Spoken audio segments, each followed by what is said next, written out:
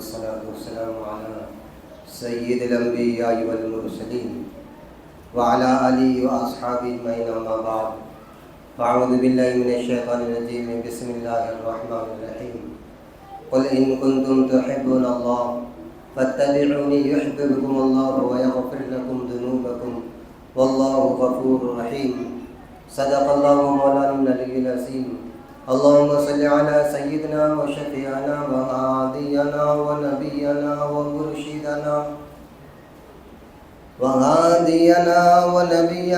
ومرشدنا وسندنا ومولانا محمدا عبده ورسوله صلى الله تعالى على خير خلق محمد وعلى آله وأصحابه وأزواجه وذرياته وأهل بيته وأمته إلى يوم الدين وبارك وسلم تسليما كثيرا كثيرا. میرے عزیز دوستو بزرگوں، یہ بات گزشتہ 2-3 جمعہ سے ہمارے سامنے آ رہی ہے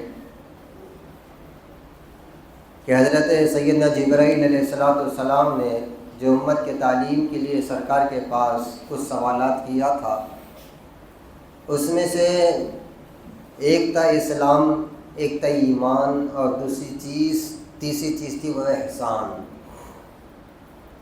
ایمان اسلام کے بارے میں الحمدللہ محنتیں چل رہی ہے، کوشش ہو رہی ہے.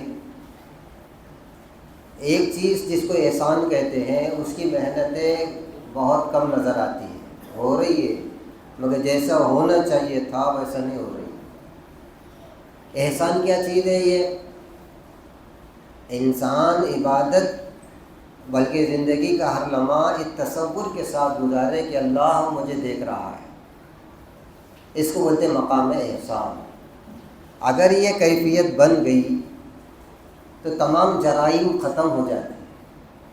پھر وہ تنہائیوں میں، رات کے اندھیرے میں، یا اسی طریقے سے کسی بھی مقام پر کوئی گناہ کر بیٹھتا ہے تو اس کا دل بے قرار ہوتا ہے، کیونکہ وہ یہ تصور کرتا اللہ مجھے دیکھ رہا ہے.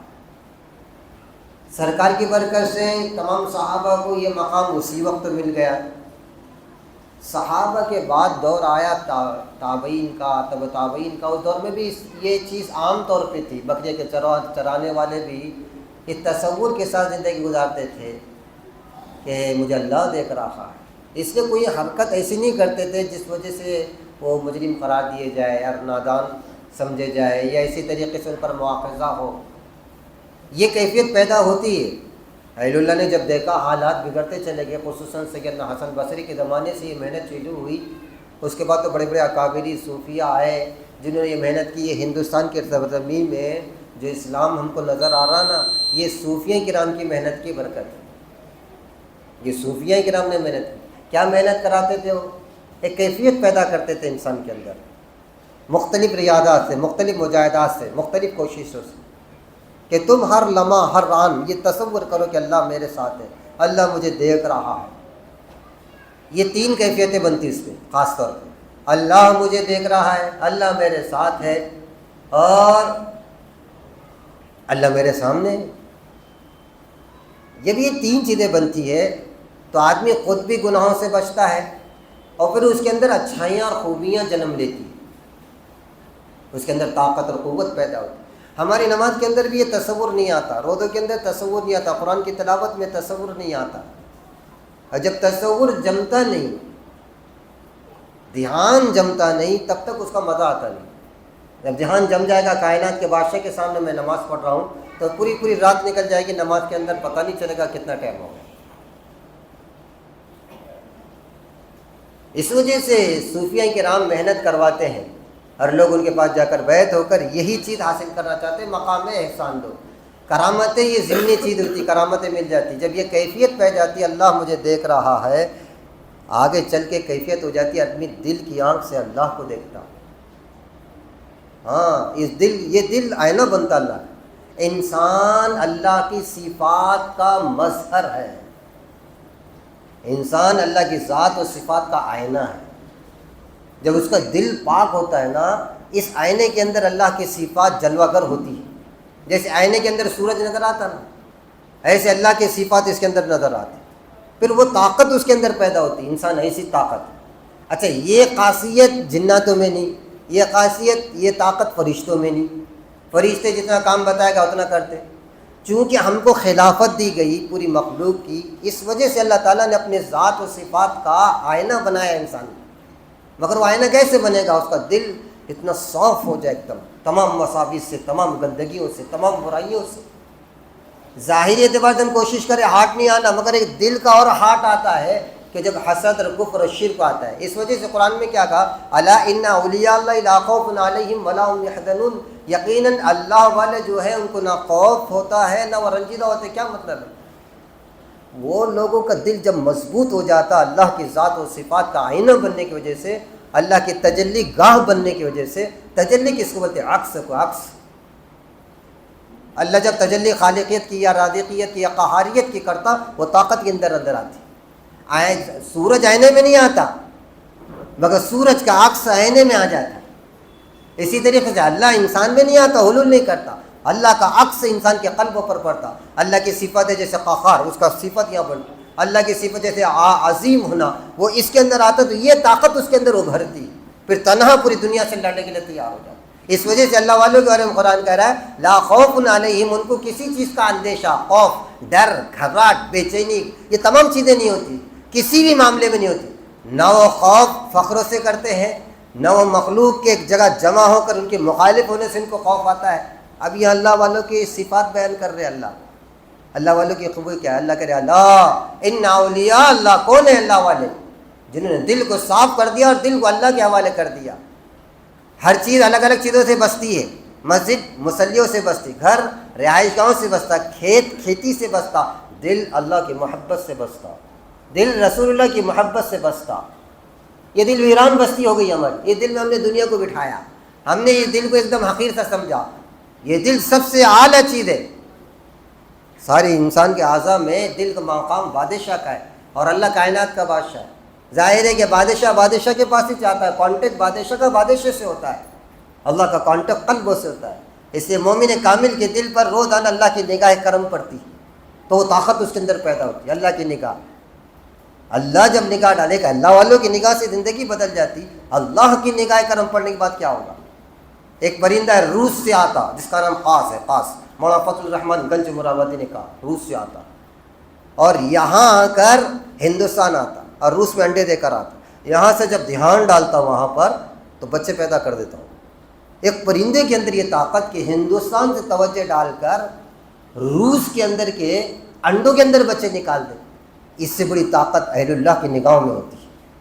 ان سے بڑی طاقت, سب سے بڑی طاقت ذات خداوندی کے اندر, جو طاقت کا مرکز ہے, طاقت کا ملجا و ماوا ہے, طاقت کا اصل ٹھکانہ ذات خداوندی. جب اللہ کی نگاہ مومن کامل پر ہوتی ہے تو وہ خوف کیسے پیدا ہوگا؟ اس میں بتاؤ. وہ ڈرے گا کس سے؟ وہ کانپے گا کس سے؟ اس کو کوئی سیکورٹی کی ضرورت نہیں. وہ رات کے تنہائیوں میں نہیں, بلکہ ساری مخلوق مخالف ہو جائے, تنہا اکیلا کھڑا ہو جاتا ہے جب اس کے سینے پر اللہ کی تجلی ہوتی ہے. الا ان اولیاء اللہ لا خوف علیہم. سب سے پہلی چیز خوف. اگر ہمارے اندر خوف ہے مخلوق کا, یا ہمارے خوف ہے تنگستی کا, یا ہمارے اندر خوف ہے غربت کا, یا ہمارے اندر خوف ہے بیماریوں کا, یا ہمارے اندر خوف ہے کسی بھی چیز کا, ہم کیسے اللہ کے ولی ہیں؟ اللہ تو کہہ رہے اللہ ولی الذین آمنوا, اللہ ایمان والوں کا دوست ہے. جب ایسی طاقت کے ہم دوست بن گئے, ایسے معبود کے ہم دوست بن گئے, پھر ڈرے, پھر خوف کا ہے, پھر پریشان ہو جائے, پھر بے قرار اور بے چین ہو جائے. کس سے خوف آنا بتاؤ؟ معمولی بلی سے ڈر گئے, معمولی حالات کیا بگڑے کہ مسلمانوں کی زبان پہ نکل گئے, حالات بہت بگڑ گئے, پتہ نہیں آگے کیا ہوگا, ہمارے پاس تو کچھ نہیں, ہم نہتے ہیں. یہ اپنی جگہ پر ہے, نہتے ہیں نہیں ہے, مگر یہ کہنا چاہوں گا مومن کامل وہ ہوتا ہے جس کے سینے میں خوف نام کی کوئی چیز نہیں ہوتی. ولا هم يحزنون. دوسری چیز اللہ انعام دیتے ان کو. کیا انعام دیتے؟ وہ رنجیدہ نہیں ہوتے کسی چیز کے چھوٹنے سے. دنیا چھوٹ جائے, ساری دنیا ایک طرف ہو جائے, نہ آخرت میں ہوں گے. آخرت کا بھی خوف ان کو نہیں کہ قبر میں کیا ہوگا, میدان محشر. کیوں؟ کہ انہوں نے اللہ سے دوستی کی ہے. نہ آخرت میں رنجیدہ ہو گئے وہ مایوس اسی وجہ سے کہ جہنم میں ڈالے, نہیں, ان کو سے بھی رنج نہیں کہ مالک جہنم سے ڈرتے, جہنم سے نہیں ڈرتے. اور کون ہے وہ اللہ والے؟ الذین آمنوا وکانوا یتقون. جو ایمان والے ہیں دوسری چیز ان کے اندر تقویٰ ہے. ہم نے ایک معاملہ تو ہمارا حل ہوگا, ہم ایمان والے 50% ہم نے مسئلہ حل کر دیا, 50% راحت. یتقون, تقویٰ کس کو بولتے؟ تقوی کے 7 درجے محدثین نے لکھا, 7 درجے. پہلا تقویٰ کفر و شرک سے باز رہنا. دوسرا تقویٰ بدعات خرافات رسم و رواج سے باز رہنا. تیسرا تقوی کا درجہ کبائر سے پاک رہنا, کبائر سے دور رہنا, بڑے گناہوں سے دور رہنا. بڑے گناہ میں سب آ گیا. چوتھا چھوٹے گناہوں سے بھی دور کرنا, تقویٰ اس کو کہتے ہیں. ہم نے تقویٰ کیا سمجھا کہ ہمارے مصاحب ہوٹل میں چائے نہیں پیتے, بڑے متقی, باقی سارے کام کرتے. مسجد میں عقد ہوا مصاحب, کیا متقی آدمی ہے. چند لوگ تھے, صرف کھجور اور پانی پر عقد ہوا, بعد میں پتہ چلا بڑا ہنڈے کی رقم لے لیا تھا, بڑا متقی ہے. اجتماعی شادیوں میں ہم نے دیکھا کئی لوگ ہیں اجتماعی شادی میں رہتے, بے شک بہت اچھا کام کیا. ابھی اجتماعیت کی شان کیا ہے امت کو نہیں معلوم, ورنہ اجتماعی ہر کام کرنا شروع کر دیں گے. جس نے شریعت میں جس نے چیز کی گنجائش کی وہ تمام کے تمام کام امت اجتماعیت کے ساتھ کرے گی. اگر اجتماعیت کی طاقت بتاؤں آپ, ہماری ایک تاریخ ہے اور قرآن اجتماعیت کو اور احادیث اجتماعیت کو ترجیح دیتا ہے. ایک وکیلی کی نماز اور اجتماع کی نماز, جماعت کی نماز, فرق ہے نہیں, خیر اس کا الگ میٹر. مگر اجتماعی شادیوں میں حالت کیا ہے یہ دیکھو. کچھ لوگ الحمدللہ بغیر مال کے بغیر کچھ لالچ کے وہ شادی کر لیتے, وہ کئی لوگ ایسے نیچے کام سب چڑھ رہا, بڑے متقی ہے, اجتماعی شادی میں شادی کیا, اس متقی کہیں گے. کفر و شرک سے دور رہنا, بدعات سے دور رہنا, کبائر سے دور رہنا, صغائر چھوٹے گناہ سے بھی دور رہنا. 5واں درجہ تقوی کا, جس کو اللہ کہہ رہے الا ان اولیاء اللہ لا خوف علیہم ولا هم یحزنون. یہ کب ہوگا؟ یہ خوف اور رنجیدگی ہم کب دور کریں گے؟ ہماری دوستی کا اعلان کب کریں گے؟ یہ 2 صفات کے حامل ہونا, الذین آمنوا وکانوا یتقون. ایمان الحمدللہ ہمارے پاس ہے, اگرچہ کہ ایمان ڈلمل کیوں نہ ہو. ایک ہے حق الیقین, ایک ہے عین الیقین, تیسرا ہوتا ہے علم الیقین. میرا اور آپ کا یقین ڈلم الیقین, اور ڈلم الیقین ایمان مکمل نہیں. پھر بھی الحمدللہ ہمارے پاس ایمان ہے. مگر دوسری چیز جس کو تقویٰ کہتے ہیں, اگر ایمان ہی کافی ہوتا, تقوی کا لفظ نہیں آتا, وَكَانُوا يَتَّقُونَ کہا, تو بہرحال 5ویں چیز صغائر سے چھوٹ گیا. 5ویں چیز مشتبہ چیزوں کو بھی چھوڑ دے, جس کے حرام ہونے کا شبہ ہو کسی بھی چیز میں, اس کو چھوڑ دے. اب اس میں ساری چیزیں آ گئی. متقی کا 5واں درجہ, تقوی کی 5واں درجہ. 6واں درجہ وہ حلال کو بھی چھوڑ دے جو حلال حرام تک پہنچا ہے. بعض اوقات ہوتا ہے آدمی مال کمایا حلال ہے, مگر بعض اوقات ہوتا ہے کہ مال کمانے کے بعد ایسی حالت پیدا ہو جاتی ہے آدمی کو حرام کاموں کی طرف لے کے جاتا ہے. بعض لوگ حلال مال کو پچا لیتے حلال مال کو, بعض لوگ حلال مال آنے کے بعد وہ خواہش اور تمنا آرزو کے اندر برے برے کام کرنا شروع کر دیتے. 7واں طبقہ غیر اللہ سے بھی نگاہ ہٹا دے. جب غیر اللہ دل سے ہٹ گیا, غیر اللہ پر یقین ہٹ گیا, نگاہ ہٹ گئی, آپ یہ بنا متقی. اللہ کو یہ تقویٰ پسند ہے. یہ 7 صفات ہے جس کو محدثین نے کہا تقویٰ. اب یہ بزرگوں اور اللہ کی زندگی اٹھا کر دیکھو, ان کے پاس یہ 2 چیزیں کیوں آئی تھی؟ یہ 7 صفات کے حامل تھے. صغائر کبائر کفر و شرک کو, مشتبہ چیزوں کو چھوڑو. ذریعے سے ایک لغزش ہو گئی. ایک بزرگ ہے شیخ ابن حلوان, نماز پڑھ رہے, نماز میں ان کو پچھلا ایک گناہ یاد آیا. اس گناہ آنے کے بعد رونے لگے. رونے کے بعد اچانک اس میں ان کو شہوت پیدا ہو گئی. زنا کا وہ ہو سکتا کوئی گناہ ہو, وہ شہوت پیدا ہوتے رونے لگ گئے, سجدے میں گر گئے. سجدے میں گرتے پورا جسم کالا ہو گیا. غسل خانے میں جا کر کئی مرتبہ غسل کیا مگر سفید جسم جو رہا, رونے لگے اللہ کیا ہوگا مجھ سے, بہت پریشان. 3 دن تک گھر سے باہر نہیں نکلے.